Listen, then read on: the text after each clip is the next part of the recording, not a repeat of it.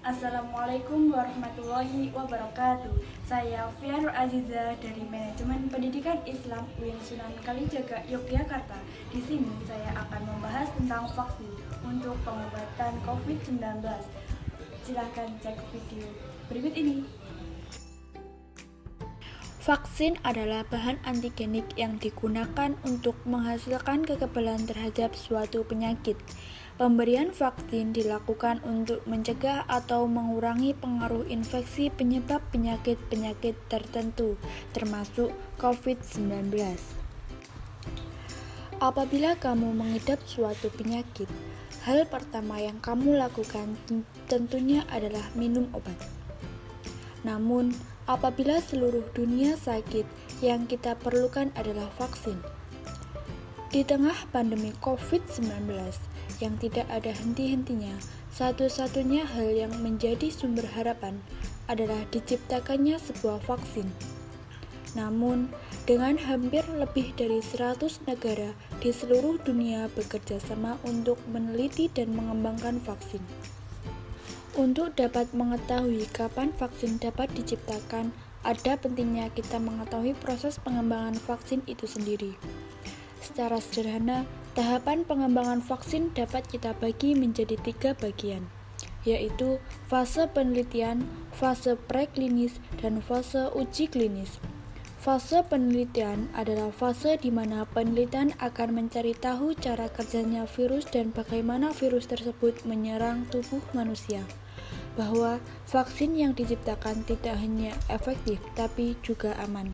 Dan yang kedua yaitu fase praklinis, yang dimana para ilmuwan menguji vaksin baru pada sel dan memberikannya pada hewan seperti tikus atau monyet untuk melihat apakah vaksin tersebut menghasilkan respon imun.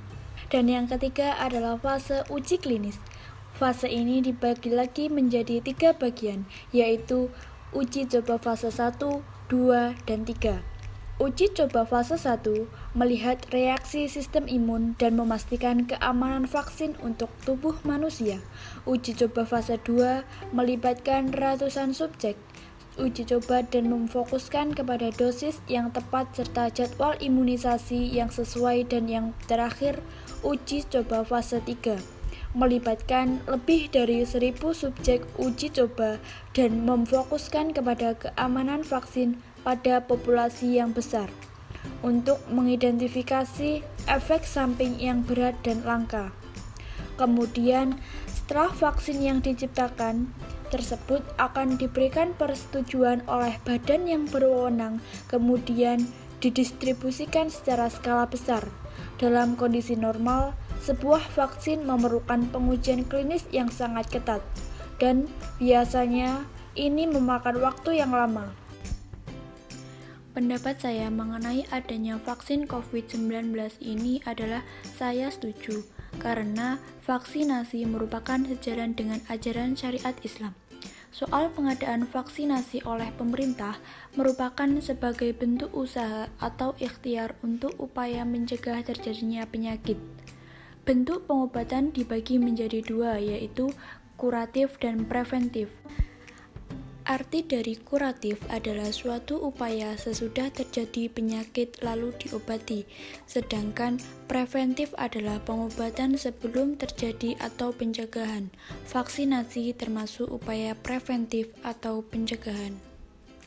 Menurut penjelasan terkait pendapat saya mengenai vaksin COVID-19 terdapat pada hadis berikut yang berbunyi, Bismillahirrahmanirrahim.